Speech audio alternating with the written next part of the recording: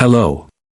Today General Hospital will reveal Willow never imagined that the scars she believed had finally healed within her soul would be ripped open again, violently, mercilessly, just hours before she was meant to stand at the altar and vow herself to the man she had once clung to as her last refuge. After losing everything, her children, her dignity, her sense of self, Drew had appeared like a lifeline in the chaos, a man who spoke in the calm tones of understanding, who extended his hand as if to rescue her from the quicksand of public scrutiny, legal judgment, and the trauma she had desperately buried in silence. In him, she thought she had found an anchor, someone who wouldn't flinch when the storms of her past rose up again. But as the wedding day crept closer, Willow could no longer deny the strange shadows that clung to Drew's actions, the inconsistencies she'd ignored for the sake of peace, the half-truths that gnawed at her conscience in the dead of night. Though her heart was exhausted, raw from years of emotional warfare, her intuition had not gone numb. It whispered of betrayal, of a scheme carefully constructed behind every loving word he spoke. Drew, the man who said he loved her, who promised a future of security and shared healing, had in fact orchestrated an illusion built not on compassion but on manipulation. He knew what she had suffered. He knew how fragile her trust had become. And yet he had weaponized that vulnerability, pressing forward with a wedding she never truly consented to, cloaking coercion in the guise of devotion. Curtis had watched from the sidelines for too long, restrained by respect, by doubt, by hope that perhaps Drew had changed. But when the whispers became too persistent, too detailed to dismiss, Curtis knew he had to act. What he discovered unraveled not just Drew's lies, but the foundation of everything Willow had come to believe in. Buried beneath sanitized reports and legal redactions was the name of a woman, Jacinda. Erased from public record but deeply etched in the darker chapters of Drew's past. She wasn't merely a forgotten fling or a moment of indiscretion, she was a witness, a survivor of the nights Drew had voluntarily descended into a realm of ketamine-fueled abandon, into a world of reckless parties and flesh-for-hire pleasure that stood in stark contrast to the image of the reformed man he now paraded before the town and the court. Jacinda remembered. She remembered everything he wanted the world to forget. Curtis didn't bring her back to Port Charles for revenge. He brought her to prevent another woman from sacrificing her future to a man who had built his redemption arc on deception and strategic amnesia. Willow had known pain. She had stared into the abyss before, and yet nothing could have prepared her for the revelation that Nina, the woman she had clashed with, resented, feared, was entangled in the same web of betrayal. Nina, who had positioned herself as a reformed mother figure, who had begged for a place in Willow's life through tears and performative regret, was in fact the second thread in Drew's pattern of deceit. It wasn't just a flirtation or a moment of weakness. There were clandestine meetings, late-night rendezvous at hotels far from the prying eyes of Port Charles, whispered secrets exchanged in locked rooms. All of it now surfaced, undeniable and devastating. The evidence wasn't circumstantial. It was visceral, images, recordings, and confessions, each more damning than the last. And all of it fell into Willow's hands the morning of the wedding. As she stood before the mirror, veil pinned to her hair, the ivory fabric of her dress glowing under soft light, the truth arrived like a storm, sweeping away whatever remnants of hope still lingered in her heart. She was not walking toward a new beginning. She was walking into a trap. A ceremony staged not for love, but for control, for reputation, for legal advantage in the custody war still looming over her head. And there Drew stood, solemn and rehearsed, holding the Quartermain family heirloom ring that once symbolized Michael's commitment to her, now desecrated by its recycling into a farce. The same man who had claimed to understand her pain now stood ready to exploit it fully, believing her too broken, too desperate, too isolated to resist. What he hadn't anticipated was the fury born of betrayal, the fire that burned in Willow when she realized she had been cornered for the last time.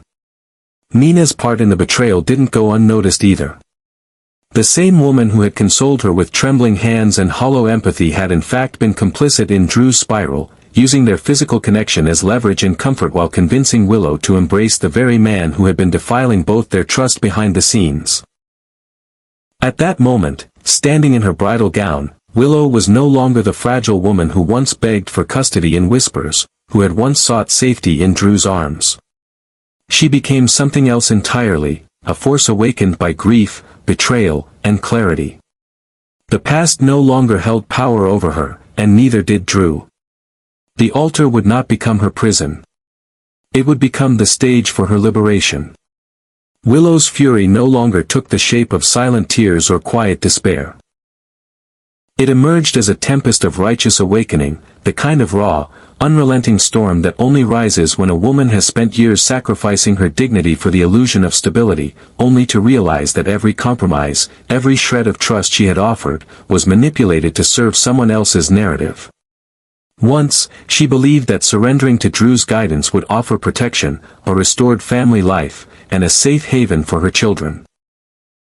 Now, with cruel clarity, she saw herself for what she had become in Drew's script, a pawn in a carefully orchestrated performance, designed not out of love, but out of ambition, control, and a thirst for redemption he never truly earned. As the guests began arriving, murmurs filled the air. Excited chatter from the press, warm greetings between socialites, quiet nods from judges and business leaders who had come to witness the union of two broken people who were expected to rebuild something respectable together. But in the bridal suite, there were no joyful tears, no trembling hands adjusting the veil one last time. There was only Willow, dry-eyed and utterly still, her expression carved in stone. She was not preparing to become a bride. She was preparing to dismantle a lie. When the chapel bells tolled their solemn chime, signaling the sacred beginning of the ceremony, Willow emerged from the shadows, not as a blushing bride, but as a truth-bearer. Each step she took down the aisle was steady, purposeful, and silent, not accompanied by music or a father's arm but by the weight of betrayal and the resolve to reclaim her narrative. She held nothing but a single manila folder clutched tightly in her hands, plain on the outside, explosive within. Her dress still shimmered under the soft cathedral light, but it now symbolized defiance rather than devotion. She reached Drew, who stood at the altar with that practiced look of humble sincerity, ready to recite vows he never intended to honor. Instead of taking his hand, Willow came to a full stop, lifted her chin, and slowly raised the folder into the air. Gasps rippled through the crowd. Whispers erupted into frantic speculation. All eyes turned toward her as she opened the folder and began distributing the contents, photographs, printed emails, transcripts, and videos, proof of Drew's depravity, collected meticulously with the help of Curtis and verified by Jacinda herself. Each image projected across the screen's position for the press gallery depicted Drew in various stages of his degeneration. Intoxicated, incoherent, wrapped in shadows and vice, tangled in sheets with women he paid to forget his name the next morning. Included among them was Jacinda's sworn statement, her trembling voice now amplified outside the chapel, fed through a microphone as she stood bravely beside Felicia, her testimony shattering the silence that had protected Drew for far too long. The room reacted like a living organism hit by a bolt of lightning. Guests stood in shock, some recoiling in horror, others frozen in disbelief. Gasps gave way to murmurs, murmurs to exclamations. Drew, visibly shaken, tried to steady himself, lifting his hands in feigned innocence, spouting excuses as rehearsed as his wedding vows. He insisted this was all part of a smear campaign orchestrated by his enemies, claimed that he was a changed man, that everything he did was out of love for Willow and her children. But his voice rang hollow in the charged air, every syllable ricocheting off walls already saturated with proof of his duplicity. Willow didn't respond. She didn't argue. She didn't scream. She merely stared at him, her gaze stripped of all affection, all doubt, all hesitation. She had already mourned this relationship in private. What remained now was only the execution of justice, the unmasking of a man who had played with her heart, her reputation, and her children's future. In the final rows of the chapel, Nina shrank into herself, her complexion drained of all color. She had underestimated Willow. She had believed that her crocodile tears and hushed reassurances would shield her from the consequences of her role in Drew's descent. But now, as Curtis locked eyes with her and gave a curt nod, affirming that every word Willow had spoken was backed by undeniable truth, Nina realized she was no longer merely a bystander in someone else's drama. She was now a co-conspirator exposed in public view. No one rushed to defend Drew. Not a single voice rose in protest or sympathy. The silence that followed was louder than any accusation. It was a void where once existed the illusion of love, of redemption, of salvation. And in that silence, Willow closed the folder, placed it on the altar where she was meant to recite her vows, and turned away, not in retreat, but in liberation. She walked out not as a disgraced bride, but as a woman reborn through fire and clarity. The wedding may have been ruined in the eyes of society, but for Willow, it marked the true beginning of her freedom. The freedom to protect her children without being bound to a man who used them as leverage. The freedom to define herself not through pity or obligation but through truth and strength. The freedom to reclaim her identity in a world that had, for too long, tried to rewrite her story. And Drew, left standing at the altar surrounded by shattered illusions and damning evidence, finally saw what he had truly lost, not just a woman, but the only soul who had once believed he could be more than the sum of his sins. Willow did not run. She did not break down in tears, nor did she flee the scene in a whirlwind of hysteria. She stood her ground, unmoved and unafraid, facing Drew as if the final weight tethered to her soul had been cut loose.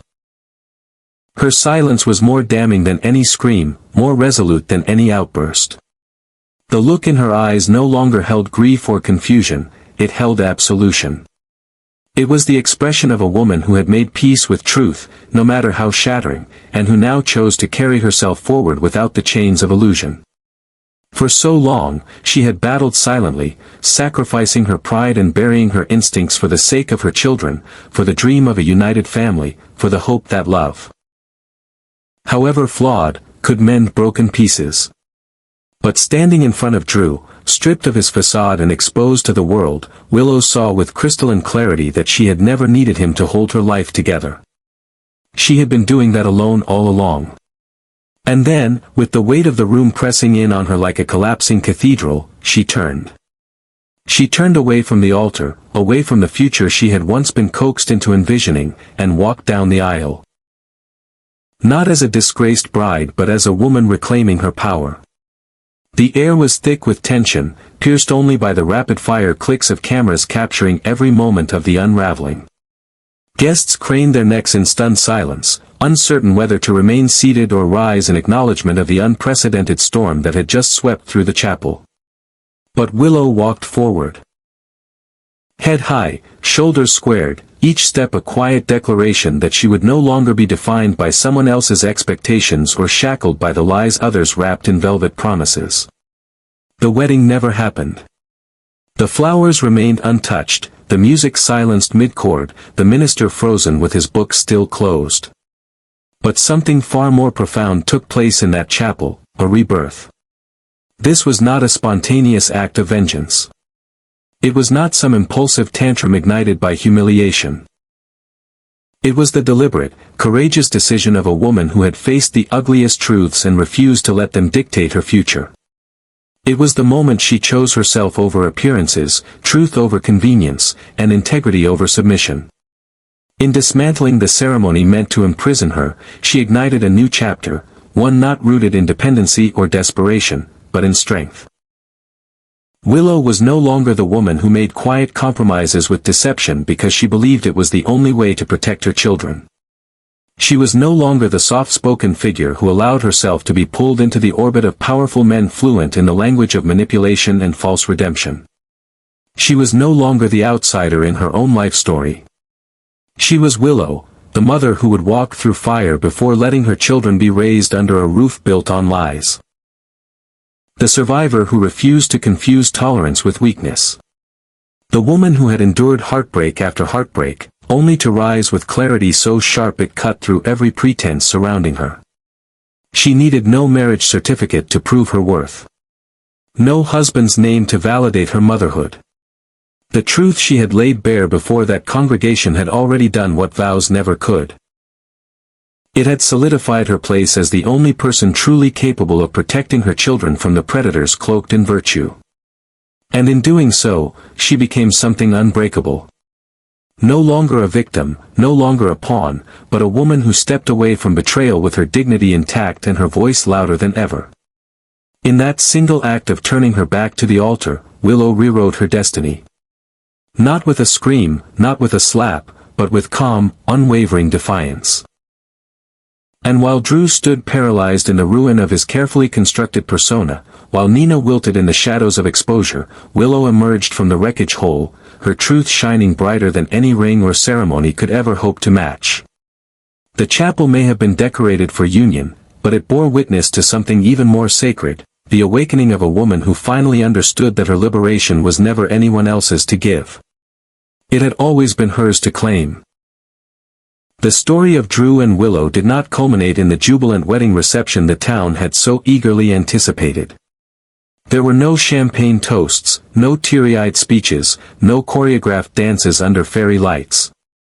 Instead, their story reached its inevitable end in the form of a collapse, swift, brutal, and deafening in its finality. What was meant to be a day of celebration became a reckoning, not just for Drew and Willow, but for everyone who had chosen to believe in the carefully curated narrative of redemption Drew had sold to the world.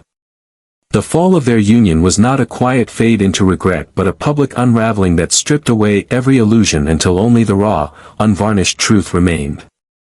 And yet, in the wake of that destruction, something far more powerful began to take root. Not a new romance or a salvaged relationship, but the rebirth of a woman who had been silenced for too long. For Willow, that chapel had never truly been a sanctuary. It had been a stage. A place where she was expected to perform forgiveness, loyalty, and submission while the very foundation of her identity, her motherhood, her autonomy, her dignity, was undermined by the man who claimed to love her. When she walked away, she wasn't just abandoning Drew. She was walking away from every compromise she had made in the name of appearances. She was walking toward a life shaped not by what others expected of her, but by what she knew she deserved. That choice, though made in silence, spoke louder than any vow could have. It was a declaration that her strength, her voice, and her truth were no longer negotiable. In the stunned stillness that followed her departure, only one thing became undeniably clear to everyone present: deception comes at a cost. The sighs that echoed through the pews, tinged with disbelief, sorrow, and disappointment, were not just for the failed wedding, but for the realization that Drew, once seen as a symbol of recovery and honor, had built his reputation on a lie. People mourned not the end of the ceremony, but the death of a myth they had chosen to believe in. Drew, the former war hero, the grieving brother, the doting suitor, had been revealed as a manipulator who used emotion as currency and loyalty as leverage. And no amount of damage control or public relations spin could piece together what had been shattered so definitively under that chapel roof. But while Drew's story fractured under the weight of its contradictions, Willow's began to burn brighter with every step she took away from him. No longer the woman clinging to borrowed strength, she became a symbol of resilience in its purest form, a mother who would rather walk alone than anchor her life to a man who built his promises atop betrayal. Her courage was not born of anger, but of clarity. Her defiance was not an act of rebellion, but an assertion of self-worth. In choosing to expose the truth, in choosing to reject the comfortable lie in favor of painful honesty, Willow became the guiding light for others who had ever been pressured to remain silent, to endure, to comply. That day, under the fading echo of wedding bells that would never ring again, Willow reclaimed her narrative. The woman who had once been underestimated, dismissed, and cornered had risen, not through revenge, but through conviction. And while Drew stood in the wreckage of his own deceit, the applause that once awaited his vows turned into a cold, hollow silence. The love he had tried to counterfeit could not survive the weight of its own fabrication. In the end, Willow's story was not one of heartbreak, but of transcendence. She did not collapse beneath the betrayal. She rose above it, her heart bruised but unbroken, her purpose clearer than ever. She had tasted loss. She had endured lies. And still, she stood. Because for Willow, this was never about a wedding. It was about reclaiming the life that had been hijacked by others' agendas. It was about protecting her children from becoming pawns in the same cruel games. It was about finally recognizing that strength is not in how long one suffers, but in the moment one decides that suffering is no longer an option. And so, while Drew's legacy lay in ruins, Willow walked forward into the light of a future she would build on her own terms. A future where truth, courage, and the fierce love of a mother would forever eclipse the empty promises of a man who had mistaken manipulation for love. In a world that had tried to define her through brokenness, she chose to define herself through survival, and in doing so, reminded everyone that betrayal may wound, but it can never defeat a heart that has already weathered the storm.